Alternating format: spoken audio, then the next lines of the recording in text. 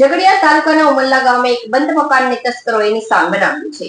પરિવાર સારવાર માટે વડોદરા ગયો હતો. તે દરમિયાન તસ્કરો કુલ ₹1,85,400 ની મત્તાની ચોરી કરી ફરાર થઈ ગયા હતા. ઉમલ્લા ગામના વાડી ફળિયામાં રહેતા અશ્વિનભાઈ સોમાભાઈ પટેલ તેમની પત્ની સાથે ડાયાબિટીસની સારવાર અર્થે 2 એપ્રિલ 2026ના રોજ વડોદરાની કમલા હોસ્પિટલ ગયા હતા. આ સમયગાળા દરમિયાન તેમનું મકાન બંધ હતું. 6 એપ્રિલના રોજ સવારે દંપતી ઘરે પરત ફર્યું ત્યારે તેમણે ઘરના આગળના દરવાજાનો લોક તૂટેલો જણાયો હતો. તપાસ કરતા જાણવા મળ્યું કે તસ્કરોએ પીવીસી કબાટ અને લોખંડની તિજોરીના તાળા તોડી ચોરીને અંજામ આપ્યો હતો.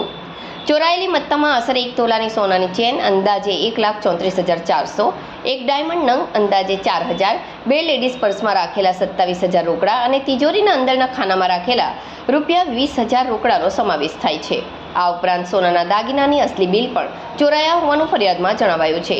આ ઘટના અંગે ફરિયાદી અશ્વિનભાઈ પટેલે ઉમલ્લા પોલીસ મથકે અજાણ્યા તસ્કરો વિરુદ્ધ ફરિયાદ નોંધાવી છે. પોલીસ સબ ઇન્સ્પેક્ટર દ્વારા આ મામલે વધુ તપાસ હાથ ધરવામાં આવી રહી છે.